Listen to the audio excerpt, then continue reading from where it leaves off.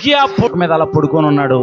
హిజ్కియా దుఃఖంలో, వేదనలో, బాధలో ఉన్నాడు. ఈ లోపల ప్రవక్త చెప్పాడు, నీ పని అయిపోయింది బాబు, దుకాణం సర్దేసుకొని చెప్పాడు.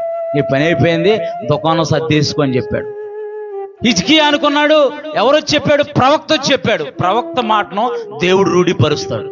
ప్రవక్త మాటను దేవుడు రూఢీపరుస్తాడు. ప్రవక్తకి చెప్పమంది కూడా దేవుడే, వెళ్ళి చెప్పమంది కూడా దేవుడే. వెళ్ళి చెప్పాడు, ప్రవక్తలు చెప్పాడు, బాబు నీ దుకాణం నువ్వు సర్దేసుకో బాబు, ఇంకా నీ ఇంటి నువ్వు చక్కబెట్టి వేసుకో, అయిపోయింది, పని అయిపోయింది అని చెప్పాడు. ఆ ప్రవక్త అలా వెళ్తూ ఉన్నాడు. ఈ లోపల హిజ్కియా గోడ తట్టు తిరిగాడంట. అలాగా గోడ తట్టు తిరిగి, అయ్యా నీ సన్నిధిలో నేను ఎట్లు నడుచుకుంటున్నావు, నీ సన్నిధిలో నేను ఎట్లా ఉన్నాను, నీ యందు ఎలాంటి భయభక్తులు కలిగి ఉన్నాను, నేను నీకేం చేశాను, నేను చిన్ననాటి నుంచి ఎలా ఉన్నాను అని కన్నీరు కారుస్తూ హిజ్కియా కన్నీళ్లు విడుచుచు దేవుని సన్నిధిలో ప్రార్థింపగా, నువ్వు ఎక్కడుంటే అక్కడే దేవుడి సన్నిధి. నువ్వు ఇంట్లోకి వెళ్ళి తలుపేసుకొని ఒక మూల మోకరిచ్చి నువ్వు కన్నీరు కారుస్తున్నావా, అదే దేవుని సన్నిధి. దేవుని నామానికి మహిమ కలుగును గాక.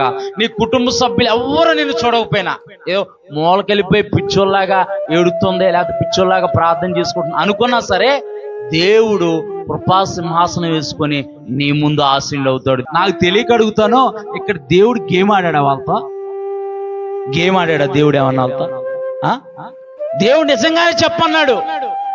మన దేవుడు కరుణా వాత్సల్యత గల దేవుడు. దేవుని నామానికి మహిమ కలుగును గాక.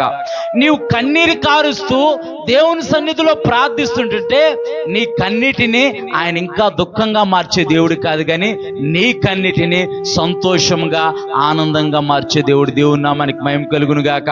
ప్రవక్తకి చెప్పమంది దేవుడే, ప్రవక్తలు చెప్పాడు.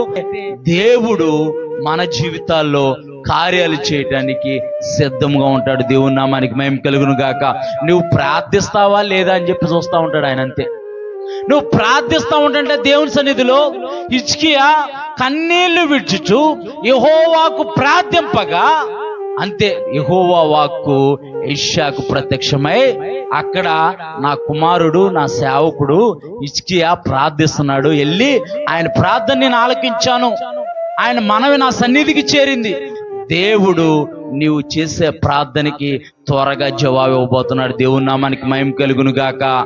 హిజ్కియా ప్రార్థించాడు కన్నీటితో, 15 సంవత్సరాలు ఆయుష్ను పొందుకున్నాడు.